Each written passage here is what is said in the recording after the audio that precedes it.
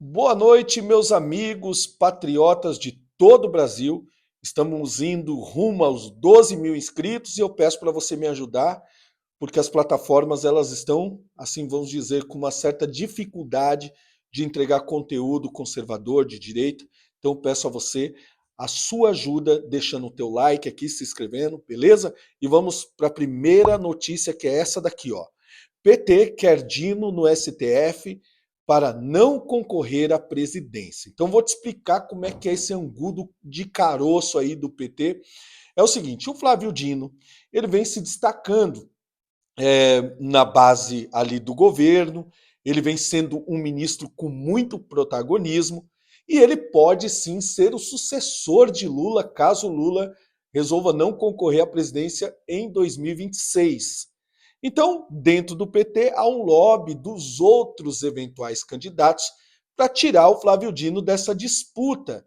E a forma de tirar o Flávio Dino dessa disputa é dando para ele uma vaga no STF, até porque o Flávio Dino não é do PT, ele é do PSB. Ele é de uma base de esquerda distinta do PT, em que pese ser tudo mais ou menos parecido, né? Ele também tem orgulho de ser comunista, ele falou que comunismo é de Deus, a gente sabe que é comunista, não tem nada a ver com Deus. Ou você acredita em Deus, você é cristão, ou você é comunista. As duas coisas realmente não casam. Então, tá aí essa questão de querer colocar o Flávio Dino. Acontece que o Flávio Dino, ele já é um magistrado, ou já era um magistrado, ele já fazia parte, ele já era um juiz federal, inclusive. Ele era igual o Sérgio Moro, ele era um juiz federal. E ele abandonou a magistratura para seguir a carreira política. Então, fatalmente, o Flávio Dino não vai querer voltar a fazer o caminho contrário e voltar para a magistratura, ser, nessas alturas do campeonato, talvez ele pense assim, para ser um mero ministro aí do STF, em que pese a gente vê a força que o STF exerce nesse país, ele seria só mais um. Talvez essas questões do Flávio Dino, algumas pessoas que são perto, que são próximas do Flávio Dino, já estão dizendo que essa notícia aí, esse negócio, esse convite para ele já é carta fora do baralho. E aí, o que você acha? Você já pensou? O Zanin, que é o advogado do Lula, mais o Flávio Dino, mais um outro, dois, três, sei lá quantos ele vai indicar, realmente o STF vai ter sua base todinha pavimentada com o viés esquerdista. Tá aí essa notícia então para você. Segunda notícia, seguindo aqui, Moraes é hostilizado por brasileiros em Roma. Moraes estava viajando e lá no aeroporto de Roma, na sexta-feira, ele foi hostilizado por 3 pessoas, pelo menos, que já foram identificadas e vão ser responsabilizadas por esse tipo de ato. Eu não sou a favor a você hostilizar a pessoa, eu sou a favor sim. Se a pessoa é uma pessoa pública, assumir um papel de pessoa pública, ela deve sim explicações a todo e qualquer cidadão que ali colocou ela no poder. O problema é que essas questões elas vêm acontecendo agora com um ministro, com outro. Aliás, na verdade, a maioria dos ministros estão passando por isso. Por quê? Porque também eles assumiram um papel de político. Esse mesmo Alexandre de Moraes, ele falou que ainda tem muita gente para prender, muita multa para aplicar, ou seja, ele quer ter um viés político mesmo sendo magistrado, mas não quer colher os frutos ruins dessas coisas. Então aconteceu isso daí. Não sou favorável, repito a vocês, de você ficar hostilizando, xingando, mas eu sou a favor do seguinte: se você tem um cargo público, assume uma posição pública, é natural que uma pessoa, desde que de forma respeitosa, sem extrapolar os limites da razoabilidade, a pessoa possa sim cobrar. Mas está aí o Alexandre de Moraes passou esse dissabor aí no final de semana. Olha, essa notícia aqui eu não vou comentar muito, porque no dia de ontem eu coloquei algumas coisas falando justamente desse assunto aqui, ó, tá? Dessa coisa aqui que você não pode tocar no assunto, não pode falar, porque você toma strike, restringe teu vídeo, abaixa a tua audiência e eles acabam com você. Tanto é que o nosso canal aqui, ele teve uma ascensão muito forte por causa de certos assuntos que você tem que ter muito cuidado para tratar, você acaba não entrando em alguns assuntos de forma explícita, mas está aqui a notícia, ó, isso daqui, ó. Inteligência artificial do Google diz que esse negócio aqui, brasileiro, não são isso daqui que você está lendo. Não são. Então tá.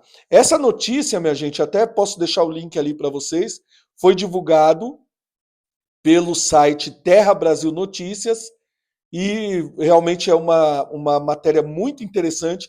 Eu peço a você que dê uma olhadinha nisso daqui, tá bom? Não posso me aprofundar nesse assunto para eu não perder, não tomar um strike aqui no canal, porque realmente você pode falar de muitas coisas aqui, mas isso aqui você não pode questionar de forma alguma.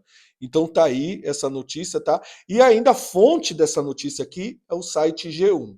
Então eles perguntaram para a inteligência artificial, a inteligência artificial bateu de frente, falou que esse negócio aqui não é confiável. E depois eles foram tentando remendar ali e tentar perguntar de novo. E as pessoas que são responsáveis pelo Google falaram: não, olha, ela pode cometer erros mesmo, mas foi realmente uma coisa, uma patifaria o negócio.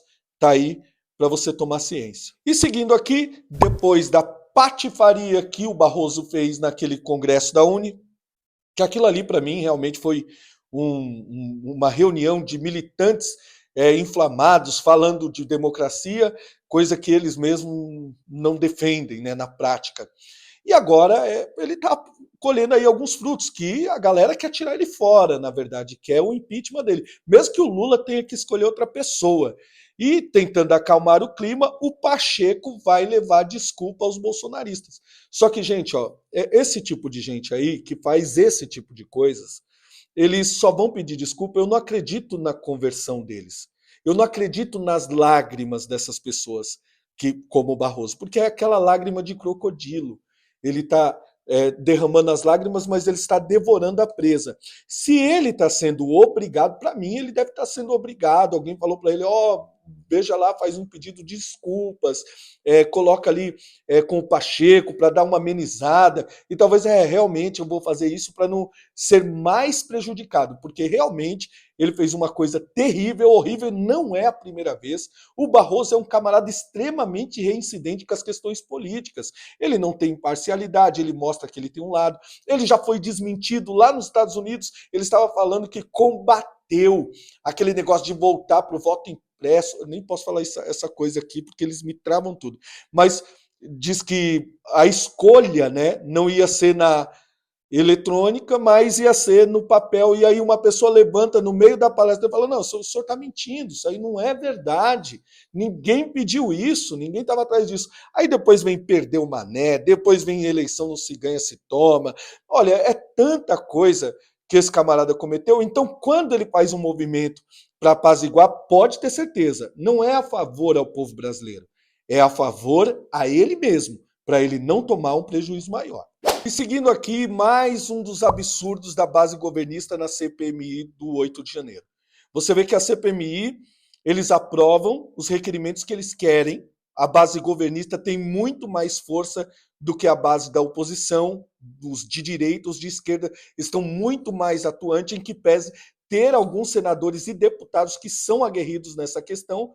Você vai ver que alguns absurdos estão acontecendo nessa CPMI. Um desses absurdos, uma coisa descabida, que chega a ser escarnecedor, é imoral o que eles estão fazendo. Eles não colocaram o G. Dias, não colocaram. O G. Dias ele mandou um documento adulterado da ABIN para a comissão. O Lula também não vai ser ouvido, o Flávio Dino não vai ser ouvido. Como assim? Né? Tem muita gente que precisava ser ouvido e não vai ser ouvido, porque eles trazem quem eles querem, eles falam do que eles querem, e fica essa patifaria aí que está essa CPMI, porque parece que vai terminar em pizza de tudo que a gente está vendo, porque são coisas absurdas, são graves as coisas que aconteceram no dia 8 de janeiro, e nós queremos o esclarecimento. Agora, nessa daqui, ó, do Sidney Vasquez, Silvanei Vasquez, que é o ex-diretor da PRF, ele foi acusado de corroborar com a greve dos caminhoneiros, depois aqueles bloqueios de estrada também. Disseram que ele não estava mandando dinheiro muito para o Sul, mas estava mandando mais para o Nordeste, para a Polícia Federal atrapalhar os eleitores do Lula. São várias acusações, mas são coisas assim cabeludas, descabidas, que não têm autoria e materialidade de longe. Agora, a CPMI, a comissão, provocou ou fez a quebra do sigilo desse camarada, do ex-diretor da PRF, sem ser aprovado. Não aprovou, não foi aprovado, isso não foi votado, isso não tem um consenso dentro da comissão. Alguns da comissão mandaram derrubar o sigilo do ex-PRF, do ex-diretor da PRF. Aí o que acontece? A defesa do cara simplesmente pegou e entrou com uma ação pedindo explicações sobre isso. E agora o STF, gente, se a gente tivesse num país sério, olha isso aqui, coisa de gente que não tem caráter. Pegar e fazer um jeitinho desse daí para derrubar o sigilo. Aí o advogado falou: olha, ele não deve nada, ele não tem nada a temer, porém, nós queremos saber. Tem um modus operandi, tem a regra legal. O jogo não é assim. Como que eles fazem um negócio desse? Então, o que fica grave aqui para mim é que fica configurado de forma flagrante que esses camaradas eles fazem o que eles querem, a hora que eles querem e deflagram aí imoralmente a perseguição nua e crua, todo mundo vendo. Gente, isso daqui, olha, realmente é uma coisa que tem que ser levada a fundo e a gente tem que ir até o fim nisso daí. O Brasil não pode deixar esse tipo de coisa acontecer. Se essas pessoas que estão lá julgando para descobrir a verdade faltam com a verdade, aí não tem mais verdade no Brasil. E da série Manda Quem Pode, Obedece Quem Tem Juízo, o Arthur Lira aí, que tá lá no Cruzeiro agora com Wesley Safadão, tá lá curtindo, né, com a sua atual mulher, ele conseguiu, pasmem vocês, retirar do ar a entrevista com a ex-mulher dele. A ex-mulher dele acusa ele de violência doméstica, acusa ele de várias coisas, de várias situações, violência doméstica e outros tipos de violência, ela acusa ele. E ela deu uma entrevista, ela falou sobre essas coisas. Aliás, tem 2 entrevistas, salvo engano, dela na internet. E o Arthur Lira, ele tá tão forte, tão poderoso, que ele conseguiu, através de liminar, tirar essa entrevista do ar. Ou seja, rapaz, se fosse uma pessoa de direita mesmo, eu duvido. Eles iam massacrar a pessoa, sangrar a pessoa em praça pública até o fim. Mas tá aí o Arthur Lira, enquanto ele viaja, tem gente trabalhando aqui para dar vitória para ele. E para a gente finalizar, você sabe que ontem em Goiânia, o Bolsonaro foi ovacionado. Milhares de pessoas, você deve ter visto aí na internet, foram realmente fazer dar um abraço no Bolsonaro. Olha, o Bolsonaro sofreu demais por esse país, tomou uma facada, aguentou Globo, aguentou feminista, aguentou consórcio de mídia, aguentou a galera do Ele Não, a galera do Fica em Casa, João Dória, meu Deus do céu, olha a pessoa para aguentar o João Dória.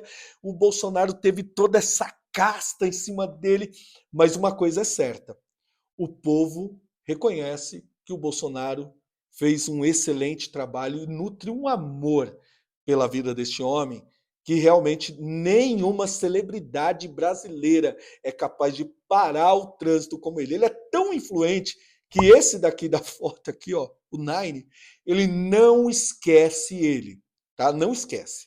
Isso é fato. De cada ó, o amor desse daqui é realmente, acho que é esse amor aí que ele fala que venceu o ódio. O discurso de Lula é Bolsonaro e petista tem média de citação ao ex-presidente pelo menos uma vez de 2 em 2 dias. Ou seja, cada 2 dias ele tem que falar alguma coisa do Bolsonaro. Eu vou finalizar com você deixando aqui o vídeo que o Lula, nos últimos 15 dias, para você ver o amor, ele não esquece o Bolsonaro, ele não esquece os patriotas. Então você fica aí, aprecie esse vídeo aí que eu deixo para você no final, tá? Eu me despeço de você aqui, peço a você, deixa o teu like, compartilhe, se inscreve aí forte aí no canal. Vamos aí ver se a gente chega aí nos 15 mil inscritos o quanto antes, tá bom? Deus abençoe você e sua família, até amanhã. Precisou acontecer uma pandemia e precisou a gente ter um governo negacionista. Quando a gente não gosta de política, nasce uma titica como o Bolsonaro.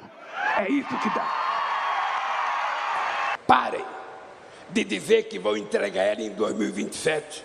Vocês têm que entregar ela antes do dia 31 de dezembro de 2026. Senão a gente corre o risco de uma outra coisa ruim voltar nesse país e ela ficar parada outra vez.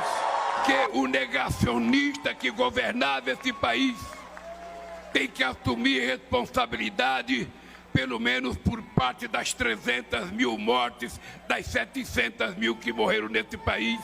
As pessoas morreram porque esse país, em algum momento, teve um governo que não era um governo, era um genocida.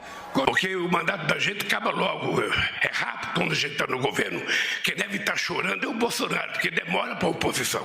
Há muito pouco tempo, vocês conheceram o que é o fascismo, vocês conheceram o que é o nazismo, vocês conheceram apenas em 4 anos como é que se pode destruir a democracia. Nos últimos anos, a Amazônia estava sendo degradada a um ritmo cada vez maior e incontrolável. Eu não imaginava que um presidente ou um ministro qualquer pudesse simplesmente dizer: esse programa não vai mais acontecer, tem muito comunista trabalhando na periferia desse país, nós vamos acabar com os médicos.